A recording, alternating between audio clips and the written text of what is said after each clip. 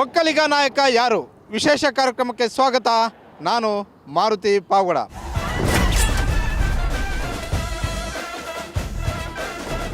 ರಾಜ್ಯದಲ್ಲಿ ಕಾಂಗ್ರೆಸ್ ಸರ್ಕಾರ ಅಧಿಕಾರಕ್ಕೆ ಬಂದು 2.5 ವರ್ಷ ಕಂಪ್ಲೀಟ್ ಆಗಿದೆ. ಈ ಹೊತ್ತಲ್ಲಿ ನಾನು ಮುಖ್ಯಮಂತ್ರಿ ಆಗಬೇಕು ಅನ್ನುವಂಥದ್ದನ್ನು ಬಲವಾಗಿ ಡಿ ಕೆ ಶಿವಕುಮಾರ್ ಅವರು ಹೇಳ್ತಾಳೆ ಬಂದಿದ್ದಾರೆ. ಆದರೆ ಡಿ ಕೆ ಶಿವಕುಮಾರ್ ಅವರು ಕೊಟ್ಟಂಥ ಆ ಒಂದು ಹೇಳಿಕೆ ಈಗ ಹಳೆ ಮೈಸೂರು ಭಾಗದಲ್ಲಿ ಹೆಚ್ಚು ಚರ್ಚೆ ಆಗ್ತಾ ಇದೆ. ನಮ್ಮವರೇ ನಮಗೆ ತಿವಿತಾ ಇದ್ದಾರೆ, ನಮ್ಮವರೇ ನಮ್ಮ ವಿರುದ್ಧ ಇದ್ದಾರೆ. ಈ ಹೇಳಿಕೆ ಅಂದರೆ ಸ್ವತಃ ಮಾಜಿ ಮುಖ್ಯಮಂತ್ರಿ ಕುಮಾರಸ್ವಾಮಿ ಅವರು ಪದೇ ಪದೇ ನನ್ನ ವಿರುದ್ಧ ಮಾತಾಡ್ತಾ ಇದ್ದಾರೆ. ಇಂಥವರ ಹೇಳಿಕೆಗಳಿಂದಲೇ ನಾನು ಮುಖ್ಯಮಂತ್ರಿ ಆಗ್ತಿಲ್ಲ ಅನ್ನುವಂತಹ ಮಾತುಗಳನ್ನು ಹೇಳಿರುವಂಥದ್ದು ಈಗ ಹಳೆ ಮೈಸೂರು ಭಾಗದಲ್ಲಿ, ಅದರಲ್ಲೂ ಒಕ್ಕಲಿಗ ಸಮುದಾಯದಲ್ಲಿ ಭಾಳಷ್ಟು ಚರ್ಚೆ ಆಗ್ತಾ ಇದೆ. ಹಾಗಾದರೆ ಒಕ್ಕಲಿಗರ ಪ್ರಭಾವ ಇರುವಂತಹ, ಪ್ರಾಬಲ್ಯ ಇರುವಂತಹ ರಾಮನಗರ, ಚನ್ನಪಟ್ಟಣ, ಕನಕಪುರ, ಮಾಗಡಿ ಈ ವಿಧಾನಸಭಾ ಕ್ಷೇತ್ರಗಳಲ್ಲಿ ಜನರು ಏನು ಹೇಳ್ತಾರೆ? ಡಿ ಕೆ ಶಿವಕುಮಾರ್ ಅವರಿಗೆ ಮುಖ್ಯಮಂತ್ರಿ ಸ್ಥಾನ ತಪ್ತಾ ಇರೋದು ಯಾವ ಕಾರಣಕ್ಕೋಸ್ಕರ? ಇದರಲ್ಲಿ ಕುಮಾರಸ್ವಾಮಿ ಅವರು ಪಾತ್ರ ಇದೆಯಾ? ಕುಮಾರಸ್ವಾಮಿ ಅವರು ರಾಜ್ಯ ರಾಜಕಾರಣಕ್ಕೆ ಬರಬೇಕಾ? ಇವತ್ತಿಗೆ ಒಕ್ಕಲಿಗರ ನಾಯಕ ಡಿ ಕೆ ಶಿವಕುಮಾರ ಇಲ್ಲ ಅಂತೇಳಿದ್ರೆ ಕುಮಾರಸ್ವಾಮಿ ಅವರ? ಈ ಎಲ್ಲ ವಿಚಾರಗಳ ಬಗ್ಗೆ ಒಂದು ರಿಯಾಲಿಟಿ ಚೆಕ್ ಮಾಡೋಣ ಬನ್ನಿ. ನಾನೀಗ ರಾಮನಗರದಲ್ಲಿದ್ದೀನಿ.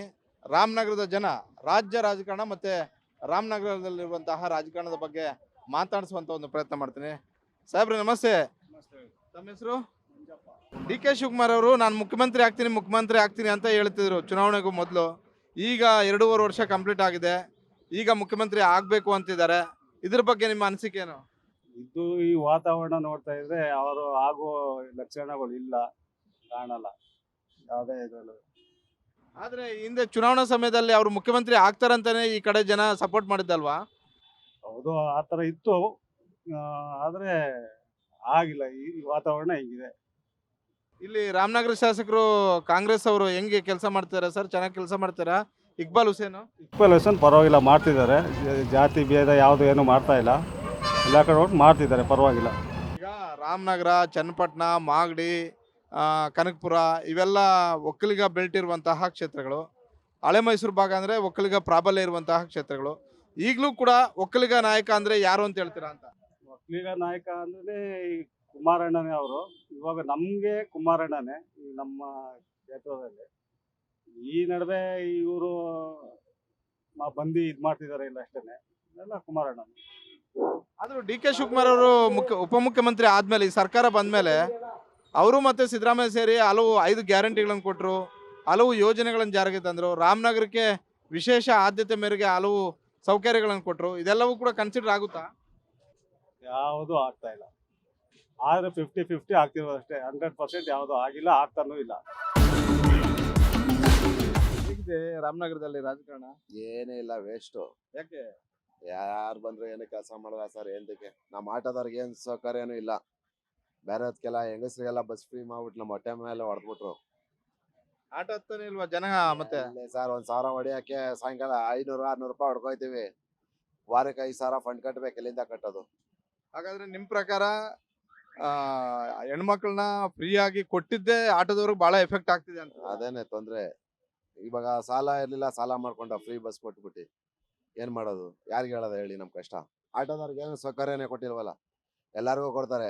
ಆ ಬಗ್ಗೆ ಈ ಬಗ್ಗೆ ಅನ್ಬಿಟ್ಟು ನಮ್ಮ ಆಟೋ ಡ್ರೈವರ್ಗಳಿಗೆ ಅನ್ಬಿಟ್ಟು ಏನೂ ಕೊಟ್ಟಿಲ್ಲ.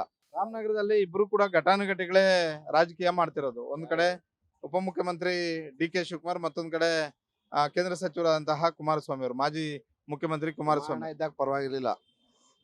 ಕುಮಾರಣ್ಣ ಸೂಪರ್. ಅಲ್ಲ, ಕುಮಾರಣ್ಣ ಸೂಪರ್ ಅಂದ್ರೆ ಈಗ ಕುಮಾರಣ್ಣ ಟೈಮಲ್ಲಿ ಯಾರು ಗ್ಯಾರಂಟಿಗಳು ತರಲಿಲ್ಲ ಅಂತ ಹೇಳ್ಬಿಟ್ಟು ಕಾಂಗ್ರೆಸ್ ಅವ್ರ ಆರೋಪ. ಏನಿಲ್ಲ, ಮಾಡಾರಲ್ಲ ಕುಮಾರಣ್ಣ ಕೆಲಸ. ಇವೆಲ್ಲ ಗೌರ್ಮೆಂಟ್ ಹಾಸ್ಪಿಟಲ್ ಅವ್ರದೇನೆ, ತಿರ್ಗಾ ಕಂದಾಯ ಭವನ, ಜಿಲ್ಲಾ ಪಂಚಾಯತ್ ಎಲ್ಲ ಅವರೇ ಕುಮಾರಣ್ಣನೇ ಮಾಡಿರೋದು. ನಿಖಿಲ್ ಅಣ್ಣ ಬರ್ತಾರೆ ಈ ಸತಿ. ನಿಖಿಲ್ ಅಣ್ಣನ್ಗೆ ನಮ್ಮ ಓಟು. 2028ಕ್ಕೆ ನಿಖಿಲ್ ಕುಮಾರಸ್ವಾಮಿ ಅವರು ಇಲ್ಲಿ ಮತ್ತೆ ಸ್ಪರ್ಧೆ ಮಾಡ್ಬೇಕು ಅಂತ ಹೇಳ್ತೀರಾ? ಇಲ್ಲೇ ಮಾಡ್ಬೇಕು ನಿಖಿಲ್ ಅಣ್ಣ. 2 ಸತಿ ಸೋತಾರೆ, ಇನ್ನೊಂದ್ ಸತಿ ಗೆಲ್ಲಿ. ನಮ್ಮ ಆಸೆನೂ ಅದೇನೆ. ಈಗ ಮುಖ್ಯಮಂತ್ರಿ ವಿಚಾರದ ಬಗ್ಗೆ ಬಹಳ ಚರ್ಚೆ ಆಗ್ತಿದೆ. ಡಿ ಕೆ ಶಿವಕುಮಾರ್ ನಾನು ಮುಖ್ಯಮಂತ್ರಿ ಆಗ್ಬೇಕು ಅಂತಿದ್ದಾರೆ. ನಿಮ್ಮ ಒಪಿನಿಯನ್ ಏನು ಅಂತ? ರಾಮನಗರದ ಯಾರು ಬಂದ್ರು ಅಷ್ಟೇ ಅಲ್ಲ ಸರ್. ನಮ್ಗೆ ಏನ್ ಸರ್ ಆದಾಯ? ಏನೂ ಇಲ್ಲ. ಇವಾಗ ಸಿದ್ದರಾಮಯ್ಯ ಅವ್ರು ಏನು ಮಾಡ್ತಾ ಇಲ್ಲ. ಇವಾಗ ಯಜಮಾನ್ರು ಬಂದ್ರೆ ಏನ್ ಮಾಡ್ತಾರೆ? ನಮ್ಮ ಆಟೋದವ್ರಿಗೆ ಅದೇ ನಾವು ಕೇಳೋದು ಒಂದೇ ಸರ್. ನಮ್ಮ ಆಟೋದವ್ರಿಗೆ ಏನಾರು ಒಂದ್ ಹೆಲ್ಪ್ ಮಾಡ್ಲಿ ಅಂತ.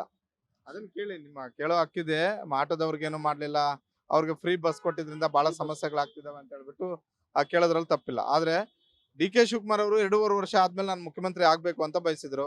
ಈಗ ಅವಕಾಶ ಸಿಕ್ತಿಲ್ಲ, ನಮ್ಮವರೇ ನಂಗೆ ತೊಂದರೆ ಮಾಡ್ತಿದ್ದಾರೆ ಅನ್ನುವಂತಹ ಆಕ್ಷೇಪ ಮತ್ತೆ ಅಸಮಾಧಾನವನ್ನು ವ್ಯಕ್ತಪಡಿಸ್ತಾರೆ. ಯಜಮಾನ್ರನ್ನೇ ಯಜಮಾನ್ರು ಡಿ ಕೆ ಸಾಹೇಬ್ರು ಯಜಮಾನ್ರನ್ನೇ. ನಾವು ಶಶಿಕಲಾ ಅವ್ರ ಡ್ರೈವರ್ ಇದ್ದಾಗಿಂದಾನು ನೋಡ್ತಾ ಇದೀವಿ. ಒಳ್ಳೆ ಮನುಷ್ಯರು ಅವ್ರು ಆಗ್ಲಿ, ನಮಗೂ ಅದಕ್ಕೆ ಖುಷಿನೇ. ಆದ್ರೆ ನೆಕ್ಸ್ಟ್ ನಿಖಿಲ್ ಹಣ ಬರ್ಲಿ ಅನ್ಬಿಟ್ಟು ನಮ್ಮ ಆಸೆ.